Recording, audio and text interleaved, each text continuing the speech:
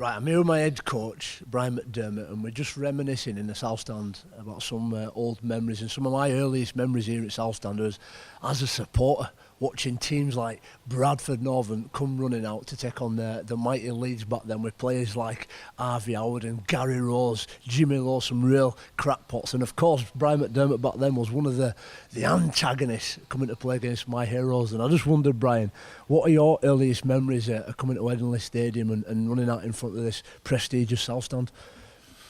Yeah, very good. A real good period for me anyway, because I was still relatively early in my career. I didn't start well later on, so I was a 23, 24-year-old bloke just really breaking into the first team.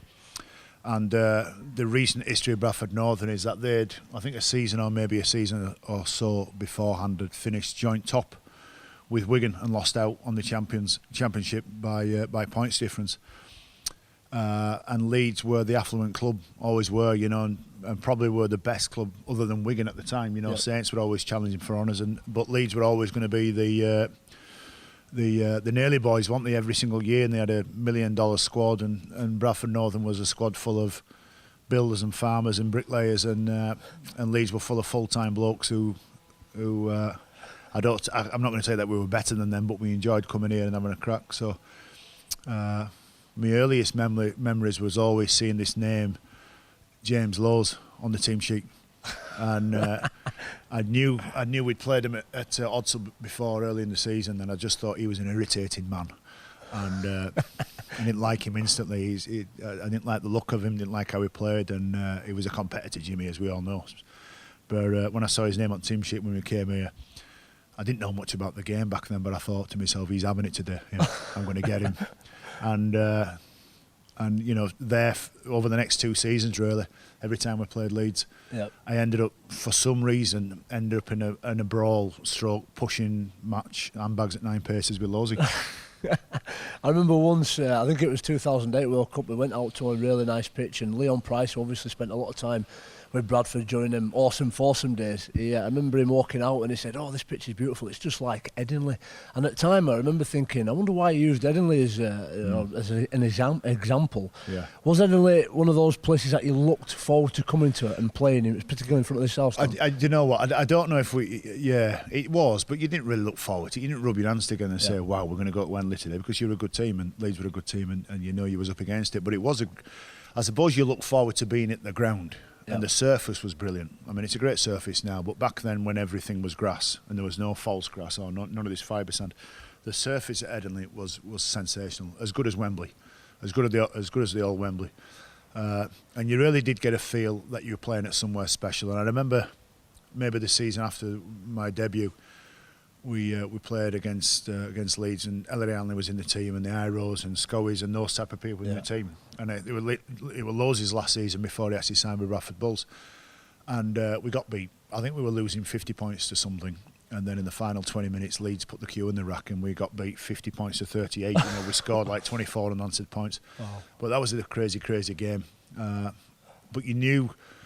When you went away to Halifax, or you went away even to Wigan or Saints or something, you knew it was just like rugby league grounds. But when you came to Headingley, it was it was something above and beyond. And it has that air of class. Certainly there's a lot of money in North Leeds, and everybody always believed that Leeds had more money than anybody else. So the event was a big one, even though it was just a league game. And it was a massive derby. I think sometimes you get maybe 20,000 upwards in here with big Leeds Bradford games. I was fortunate enough to play in a couple of them. But just tell me really quickly, I know they're quite close geographically. There's a couple of players that obviously graced both sets of clubs. Jimmy Lowe's won. Roy Powell as well. We talked about him quite earlier. I remember him being one of the first guys to sign my autograph book as a kid. What was he like to play with? Yeah, great. Big Roy, big bird. And I'd left the Marines, and it was just one of those cultures when I went to Bradford Northern, which was very similar, where the older senior blokes ran the show. And I had a Pete Fox as a coach, and he was great, Foxy. I really enjoyed him, really enjoyed his time. He never really said anything to me other than shush and keep out of the way, but there was a real seniority to that Bradford Northern squad. Brian Noble, David Hobbs, Roy Powell, Dave Aaron, who'd actually played for both clubs. And it was a good culture off the club as well, and they all trained really hard. and I thought they were all really fit men. But after leaving the Marines, and I drank some beer when I was in the Marines, but I was surprised at how much beer these fellas drank. and after a game, you know, and if we ever had a social event afterwards, they used to play really hard and then come on the field and work hard. So Roy was the leader in that gang. But a really tough bloke. I thought he epitomised the version of toughness, Roy. Yeah. And I don't know. Roy once said himself, I don't think he's ever had a fight, Roy. He'd always calm it down, Roy. Articulate bloke, and he would. He'd calm it down and let's all be measured and calm. He always knew that if he wanted to pick you up and throw you, he could do. But I thought on the field, when it got really tasty, and this is the mark of any tough player, when it gets really tasty and all you can see is people's squad numbers because they're walking away from the ruck. Yep. You never saw his squad number. You just used to see his face and his chest and walking towards the ruck saying, give me the ball here, I'll try and cart us out of our area and make some meters. And he did that while he was at Bradford, and he had that same approach to drinking as well. Never really fast, but there all day long, just kept at it. So one of those blokes that you learn a lot from. Maybe you don't learn the techniques of the game or strategy of the game, but you learn some of that culture and that philosophy about rugby league off Roy. And having had so many battles against an irritating Jimmy Lowes, so to speak, here at Edinburgh Stadium, what was it like when he eventually signed for Bradford and turned up that first training session? Yeah, I was walking across the car park at Bradford where we trained, and this would have been really early '96. It was a cold spring morning, and I just see this old beat-up white Sierra that was souped up to look like a Cosworth with spoilers on it, actually. And it wasn't a Cosworth, it was just a beat-up Sierra. And I wondered whose car's that? And it had a big crack down the windscreen at the front. It looked like it'd just been involved in a smash. And Lowesy comes out the car, climbs out the car, and I knew who it was instantly. And it was about 20 yards off, and it looked like Lee Van Cleef and Clint Eastwood in one of those old Western movies where they were looking at each other through strained eyes. And I just said, what do you want? What are you doing here? And he looked at me and went, I've just signed, haven't I? And I dropped my head and went, what, here? You've signed here? He says, yeah, I've just signed. Next couple of years or something like that.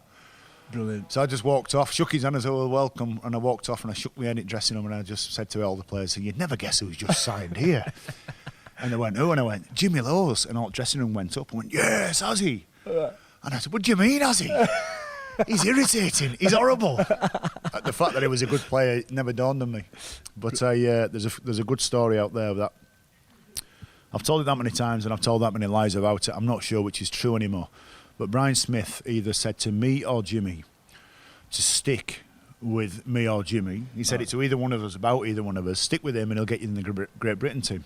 Now, I tell the story that if Jimmy Lowes was to follow my play the balls, I'd get him in Great Britain team. And Jimmy Lowes tells the story that if Brian McDermott was to follow his lead, he'd get me in Great Britain team. It's irrelevant because we both ended up playing for Great Britain in the end of the year. So Result. Now, I've had the privilege, Brian, of only ever playing for Leeds, and I've run out in front of this stand hundreds of times literally, and the novelty has never ever worn off. Obviously the roles change for you, the boot's on the other foot and you stand in that north stand over there and you're a coach now in front of this south stand. What's it like, I guess in a different way, under that similar sort of pressure of expectation but with the Leeds Rhinos badge on? Well, it's interesting that I thought this was a really intimidating place, and it is. It's an intimidating place to come and play against. And I remember as a player, most front rowers now stand on the dead ball line for kick-off, but we went through a couple of seasons where front rowers used to stand on the touchline, on either the 20-metre line or the 30-metre line and receive kick-offs from there. And I never enjoyed being on this left-hand side, facing away from that east stand. And the south stand absolutely tearing me to bits. And I don't care who you are or what you think you've done and how tough you think you are. It is an intimidating place to be in front of them. And then as a coach to come here, it takes some getting used to, I can tell you. And I've had my time at Leeds as coach has been absolute fantastic. It's been a dream. It has really been a dream. Sometimes that dream's had some scary moments in it, and we've had some interesting times. But the South Stand's always been just a huge part of the club. It's been a huge part of my coaching career. So they can be very unforgiving at times. The South Stand, and they can be very demanding. But I also got to say they're unbelievably loyal and I don't think any other team's been pushed. Any other team's fans have been pushed to the limits like our team's fans are because of what happened in 2016. Right. And you know, for the first 10 games of 2016, people just thought, well, what the hell's going on here? Yeah. For the second version of 10 games, up until round 20, everybody knew something wasn't right. Yep. And right up until round 30, when we finished 9th in the regular season and we had to be involved in those mid-lates, the South Stand's loyalty and their backing of the team through the most craziest of seasons was absolutely fantastic, and it was humbling. And if anybody's got any doubt about a team's, I don't know, quality or depth of support, then you can only judge that when you're in the mire. And we were really in the mire that year, so they were great. Their numbers never dropped in the South Stand. In fact, just crazily, we had a highest attendance in the league, didn't we, in 2016? Yeah. So I think as an entity, it's a really solid one, a real healthy one.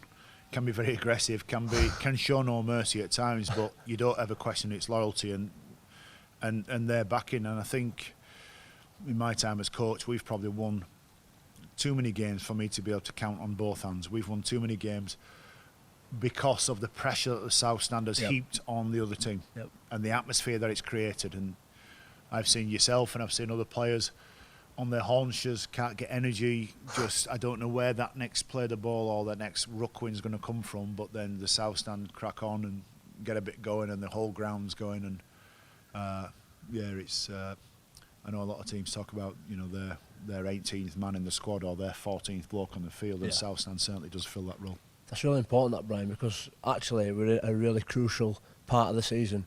And we're not going to have this structure. Now the fans will still be there, they'll cram in on roof if they need be. But is that something you have to address as a coach? Home advantage has always been a big one throughout all sports, but the fact that South Star's not going to be here, is that something you think about?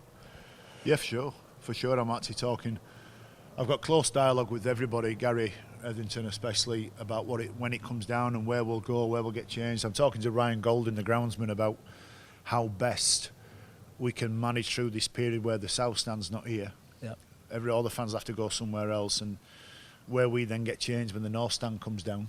Of course, there's a fair bit goes into it. Listen, when you run out, you'd have to be a robot to tell you to believe that, you know, 15,000, anywhere between 15 and 20,000 fans giving you a round of applause doesn't affect you. Yeah, of course. Now you go take away at least a third of that. Yeah. It will have an effect, and there's not much we can do about it. Progress is great. What will be put in place is going to be fantastic. It is really going to be good. But nobody is looking forward to it coming down. It's just one of those things you have to do. There's no way around it. You have to just plough through and get it done. And during that period, it will be testing. I think Leeds as a club is going and has been through, and is continuing to go through some testing times, whether that be on the field or off the field. And certainly when the South Stand and the North Stand come down, I think the conclusion or the outcome in a couple of years' time is going to be brilliant. Yep. But there's going to be at least 18 months worth of pain, and there's some trials and tribulations that we've got to get through and make sure that we stay on the rock face, as they might call it, you know, and don't drop off and don't be erratic, and don't be silly, and let's have some realistic expectations. So I remember when Kev and JP retired. And with the greatest respect to Kylie, to a lesser degree Kylie, but certainly when JP and Kev, and more so Kev than anybody, when he retired, you knew there was something big leaving your team that we couldn't really measure at the time. Well, we could, of course we could, but we're not sure how much of a miss it'd be. And now we're all living it, aren't we? You know, Kev's not here, and we're still thinking Kev's not here, and what will we do? Well, I'm not so sure whether this is either bigger or the same size. I'm not sure, but I think it's in the similar conversation that when we lose a South Stand, it's like saying to you know, one of your best players that's been there since 1895, 100%. Type of thing. Yep. And you know, I'm not sure how we'll be able to measure it, but certainly over the next 18 months, it's going to be tough. That's a great insight, and succession is really important on the pitch. Obviously, we're replacing, you can't ever replace JP and Kev Sinfield, but the saving grace is that we're not going anywhere. We're still at Headingley. We're still going to be in the same geographical area next to the cricket ground with the big crazy floodlights, and there will be a new North Stand, there will be a new South Stand, and we'll make new memories in the future. Oh, for sure, and that's exciting. And what it might look like in 3 and 4 years' time, and how strong the club is. both on and off the field, Yep. it's brilliant. And there's a responsibility of everybody to ensure that we get through this period and being as good as it can be. And the word responsible, I think, is a good word. You know, people say, do you feel pressure being head coach at Leeds? I don't feel pressure, but I do feel unbelievably responsible to ensure that Sutty, Jordan and Lily Ashgold in the next wave are as good as they can be and can fill your shoes and Kev's shoes. There's a responsibility there. And if you just magnify that by 10 when you start talking about how responsible everybody feels about what it looks like in 5 years' time, so we end up handing it over to the next group of people, coaches, whoever they may be, and the club's better than what it was. Yeah. Now, that's a big ask for a club that's being as good as it can be for such a long period of time, but that's what we've got to do, because it can't stay the same. By definition, it's gone backwards. If it stays the same and everybody else improves, it's gone backwards. So there is a huge responsibility for everybody involved at the club to strive for excellence, to keep making sure that everything we do is as good as it can be. Now, the fact we lose the South Stand and the North Stand and we've lost some important players means that for the next period of time could be tough. Yep. But that doesn't mean to say we can't win anything either. It doesn't mean to say that we won't be competitive and we're not going to get close to finals and get to finals. But I think we've got to recognise that while there's some tough times ahead, it could be, well, it will be brilliantly exciting. And the next task at hand is to prepare for a big game against St Helens, where we will be celebrating the last stand. So thanks for your time, Brian. Thank you. Cheers.